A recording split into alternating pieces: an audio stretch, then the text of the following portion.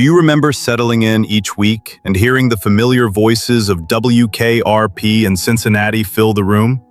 For millions of viewers, Johnny Fever, Venus Flytrap, Jennifer, Mr. Carlson, and the rest of the crew felt less like TV characters and more like old friends. Nearly 5 decades later, time has carried the cast in very different directions. Some became major stars, some quietly stepped away from the screen, and some are no longer with us. Now we're looking at where they ended up, and a few of their stories may change the way you remember WKRP. Gary Sandy portrayed Andy Travis, the steady program director who walked into WKRP and replaced its sleepy, easy-listening format with rock. He was 32 when the series premiered in 1978. Andy was usually the calm center of the station's chaos, but Sandy eventually discovered that the role had reached far beyond television. Over the years, broadcasters told him that Andy Travis had helped inspire them to enter radio, and in 2023, Radio Inc. honored Sandy for that influence. Then fiction completed an extraordinary circle. In May 2026, real radio stations serving Cincinnati, Northern Kentucky, and Dayton officially adopted the WKRP call letters. The voice that welcomed listeners to the newly branded station belonged to Sandy himself. Now 80, he has continued making occasional appearances connected with the show and his Ohio roots. Nearly 5 decades after Andy arrived to put a fictional station back on its feet, Gary Sandy returned to the Cincinnati airwaves to welcome listeners to a WKRP that finally existed. Frank Bonner portrayed Herb Tarlek, WKRP's relentless sales manager, instantly recognizable in loud plaid suits, white shoes, and combinations nobody else would dare wear. Bonner was 36 when the series premiered in 1978. During the show's run, however, one of Herb's most unusual visual details came from Bonner's real life. In 1979, while being towed beneath a parachute in the Mojave Desert, Bonner fell roughly 20 feet after the chute collapsed. He suffered serious back and internal injuries. When he returned to WKRP, the crutches seen on screen were not simply a costume choice. Bonner was still recovering. He later expanded his career into television directing and eventually reprised Herb on the new WKRP in Cincinnati. Decades later, Bonner was diagnosed with Lewy body dementia. He died at his home in Laguna Niguel, California, on June 16, 2021, at 79 from complications of the disease. Those crutches beneath Herb Tarlek's impossible plaid were one moment when the comedy could not completely hide the man's real life. Jan Smithers portrayed Bailey Quarters, the intelligent but painfully reserved station employee who gradually found the confidence to speak up and take on more responsibility. Smithers was 29 when WKRP premiered in 1978. What made Bailey unusual was that some of that shyness was not really acting. Creator Hugh Wilson later recalled that other actresses auditioning for Bailey could perform shyness, but Smithers genuinely possessed the quality he had imagined for the character. Her route to television had already been unconventional. At 16, she appeared on a 1966 Newsweek cover about American teenagers, an exposure that led to modeling and eventually acting opportunities. WKRP became her defining role, but after several more television appearances, her screen career ended in the late 1980s. She later returned publicly for a WKRP reunion at the Paley Center in 2014, but has otherwise remained relatively uncommon on the celebrity circuit. Now 77, Smithers has made few prominent public appearances in recent years. Bailey's hesitant manner felt unusually authentic because the woman behind it never had to manufacture all of that reserve. Carol Bruce portrayed Lillian "Mama" Carlson, the wealthy station owner whose controlled voice and intimidating presence could reduce her grown son Arthur to nervous obedience. Bruce was 59 when she took over the role in 1979. Yet long before audiences knew her as television's formidable Mama Carlson, she had lived an entirely different show business life. Born Shirley Levy, Bruce began as a singer and was discovered while performing in a nightclub before reaching Broadway in Irving Berlin's Louisiana Purchase. In 1946, she took on the demanding role of Julie in the Broadway revival of Showboat, following a part closely associated with Helen Morgan. By the time WKRP arrived, Bruce had already crossed several eras of American entertainment, making Mama Carlson less a beginning than an unexpected late-career reinvention. She even returned to the character in the new WKRP in Cincinnati in the early 1990s. Bruce died on October 9, 2007, at 87, from chronic obstructive pulmonary disease at the Motion Picture and Television Country House and Hospital in Woodland Hills, California. Mama Carlson's authority came from an actress who had been commanding rooms long before WKRP owned a frequency. Loni Anderson portrayed Jennifer Marlowe, the glamorous receptionist who appeared to fit every blonde bombshell stereotype until she opened her mouth and proved she was often the smartest person at WKRP. Anderson was 33 when the series premiered in 1978, and that contradiction was no accident. Anderson later explained that she resisted playing Jennifer as mere decoration. According to accounts of her discussions with creator Hugh Wilson, she wanted the character to look like a classic Hollywood beauty while being exceptionally intelligent and capable. The choice transformed what could have been a minor stereotype into the role that made Anderson a television star. Jennifer's mix of glamour and competence earned Anderson 2 Emmy nominations and 3 Golden Globe nominations, and followed her for the rest of her career. She continued acting for decades, with one of her final screen appearances coming in the 2023 television movie Ladies of the 80s, A Diva's Christmas. Anderson died in a Los Angeles hospital on August 3, 2025, at 79, after a prolonged illness, just 2 days before her 80th birthday. Jennifer Marlowe was smarter than people expected because Loni Anderson insisted she had to be. Sam Anderson portrayed several different characters on WKRP, beginning with prospective disc jockey Mason Noble in 1979, when Anderson was 31. That repeated reappearance in new identities became an almost perfect preview of his career. Before television became his profession, Anderson had taught drama, but he gradually built one of those acting resumes where audiences recognized the face even when they could not immediately place the name. Instead of becoming tied to one leading role, he turned versatility into longevity, moving through comedies, dramas, films, and later memorable parts on Lost and Justified. That same character-actor instinct eventually produced an unusual late career reward. In 2024, at 77, Anderson joined Kathy Bates in the new Matlock as her character's husband, Edwin Kingston. The role expanded as the series continued, and Anderson was still appearing on the program in 2026. Now 79, he remains a working actor nearly half a century after his first WKRP appearance. The show kept bringing him back as someone new. Hollywood ultimately spent decades doing exactly the same thing. Hamilton Camp portrayed Del Murdock, the excitable owner of Dell's Stereo and Sound, first appearing in 1978 when Camp was 43. The joke becomes richer once you know that the man selling audio equipment on WKRP had already spent years making music himself. Camp's career was never confined to acting. After arriving in the United States from Britain as a child, he became a performer, then emerged as part of the American folk scene, notably partnering with Bob Gibson. Camp also wrote Pride of Man, a song later recorded by artists including Quicksilver Messenger Service and Gordon Lightfoot. Instead of abandoning one career for another, he spent decades moving between music, comedy, television, film, stage work, and later extensive voice acting.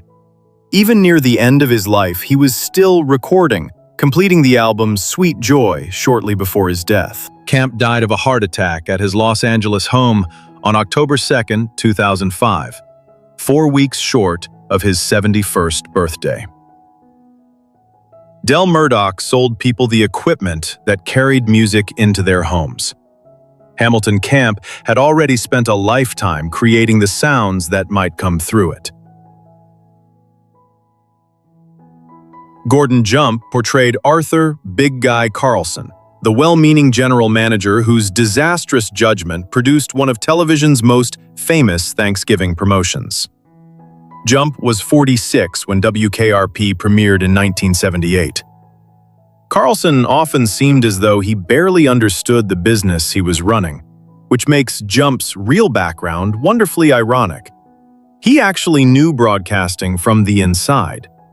Before becoming a full-time actor, Jump studied broadcasting and communications and worked at radio and television stations in Kansas and Ohio. He handled producing, directing, weather, children's programming, and other on-air duties before moving to Los Angeles. In other words, the actor playing WKRP's least reliable executive had once done many of the jobs Carlson was supposedly overseeing. After WKRP, Jump remained a familiar television presence and became the Maytag repairman Ol' Lonely for 14 years. He died at his home in California on September 22, 2003, at 71. His family said he had pulmonary fibrosis, which led to respiratory failure. Carlson may not have known whether turkeys could fly, but the man delivering that immortal confusion knew exactly how broadcasting worked. Edie McClurg portrayed Lucille Tarlek, Herb's sharp-voiced wife, who understood more about her husband's wandering attention than Herb would have preferred. McClurg was 33 when she began appearing on WKRP in 1979. Her unmistakable comic voice later became familiar across films, television, and animation, but her life eventually moved far from comedy. Court records reported in 2019 showed that McClurg's family and friends sought a conservatorship after neurological problems left her unable to manage her affairs independently. In 2022, her conservator alleged in court filings that a man who had been allowed to live in McClurg's home had taken advantage of her and had also assaulted a caregiver. His attorney denied the allegations. A judge granted a temporary protective order requiring the man to leave and stay away from McClurg.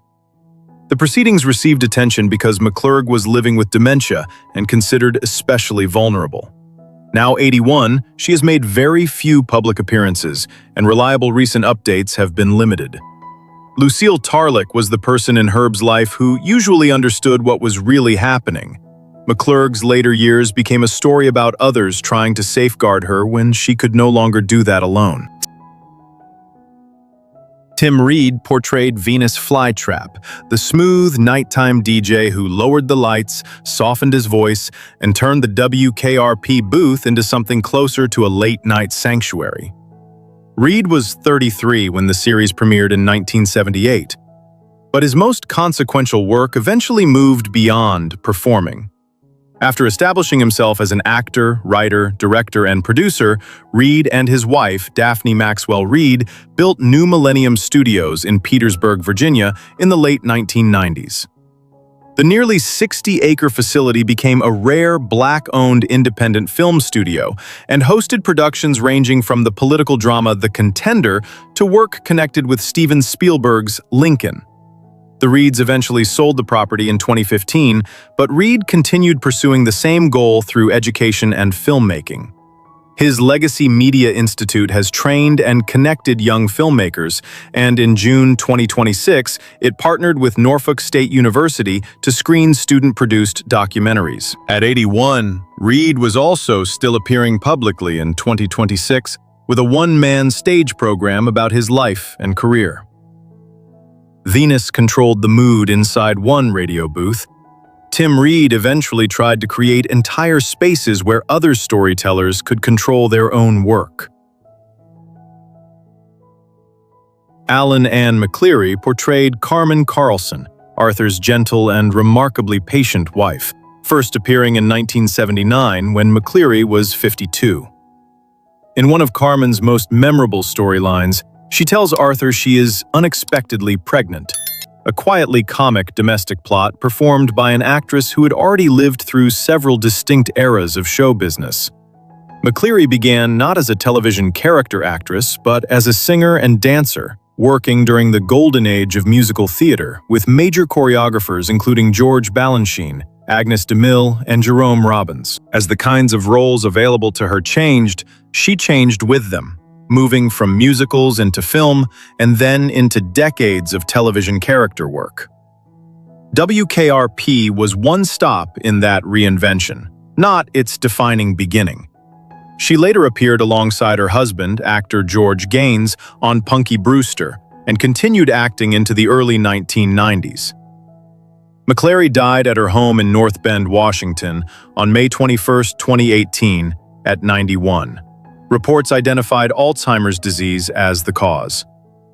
Carmen's calm adaptability suited a performer who had repeatedly learned how to move when the stage beneath her changed. Mary Frann portrayed television producer Avis Dropkin in 1981 when she was 37. Avis tempts Johnny Fever away from his familiar radio identity with money, television exposure, and the gaudy disco persona Riptide. For Frann, the appearance came immediately before the role that would permanently change her own public identity. The following year, she was cast opposite Bob Newhart as Joanna Loudon on Newhart. What began as another television job became an 8-season run, turning Frann from a frequent guest performer into one of the most familiar sitcom faces of the 1980s. She continued working after Newhart and was also deeply involved with charitable efforts in Los Angeles, including work connected with the Los Angeles Mission.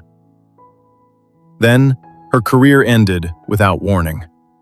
On September 23, 1998, Frann was found dead at her Beverly Hills home. She was 55. An autopsy determined that she had suffered a heart attack and also found evidence of earlier, previously undiagnosed heart damage. Avis Dropkin tried to give Johnny Fever a new identity overnight. Only a year later, Mary Frann found the television identity audiences would associate with her for the rest of her life. Richard Sanders portrayed Les Nessman, the painfully serious newsman who marked imaginary office walls with masking tape, delivered the Hog Report, and somehow seemed to acquire a new bandage almost every week. Sanders was 38 when WKRP premiered in 1978. What viewers could not see was how much more deeply he became involved with the program than simply performing Les. Sanders also worked as a screenwriter and co-wrote several WKRP episodes with actor-writer Michael Fairman, including stories built around the station's strange professional world and Les himself. Years later, he returned as Nessman in the new WKRP in Cincinnati, allowing the character to follow him into another decade. Then came an ending nobody could have scripted in 1978. When actual Cincinnati area radio stations adopted the WKRP call letters in May 2026, Sanders responded by slipping back into character, joking that Les remained interested in returning to his old news duties. Sanders was 85 at the time. Almost 50 years after Les drew imaginary walls around his desk, Richard Sanders was still filing reports from inside them. Howard Hesseman portrayed Dr. Johnny Fever, the rumpled, rebellious DJ whose relaxed on-air patter always sounded as though he had been sitting behind a microphone for years. Hesseman was 38 when WKRP premiered in 1978, and in his case, that feeling came from experience rather than invention.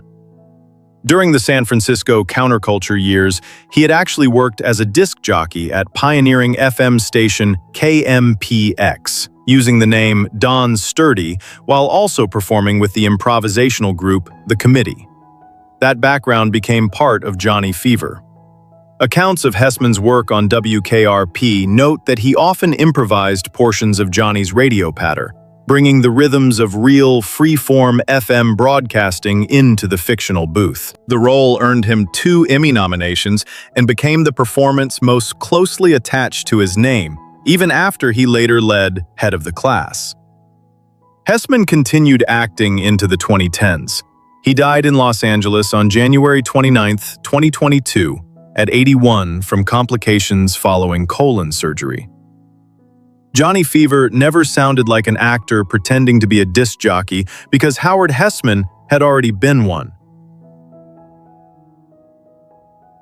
Ian Wolfe portrayed Hirsch, Mama Carlson's elderly butler, whose formal manners barely concealed his wonderfully dry contempt for his employer. Wolfe was already 84 when he first appeared on WKRP in March 1981. The most remarkable part was not that he could convincingly play an old man. It was that Wolfe had been cast as older men for much of his career, long before he actually became one. His professional stage work stretched back to 1919, and after moving into films in the 1930s, he became one of Hollywood's most durable character actors. His naturally aged appearance often put him into roles as ministers, doctors, professors, servants, and grandfathers, while he was still considerably younger than the characters suggested. By the time Hirsch arrived with his polite insults and unreliable coffee, reality had finally caught up with the screen image Wolfe had been carrying for decades.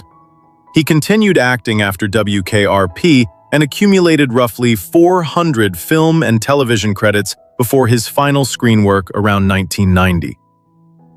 Wolfe died in Los Angeles on January 23, 1992, at 95. Hirsch looked like the end of a very long road, because Ian Wolfe had spent nearly his entire career rehearsing old age before he reached it. Nearly half a century after WKRP first filled living rooms with laughter, time has turned its cast into a story of fame, reinvention, retreat, and loss. Some carried their careers into new roles. Some stepped away from the spotlight, and others, including Gordon Jump, Frank Bonner, Howard Hesseman, and Loni Anderson, are now gone. Yet the characters they created still feel strangely present. Which cast member's journey stayed with you most? The station went silent long ago, but some voices never really leave us.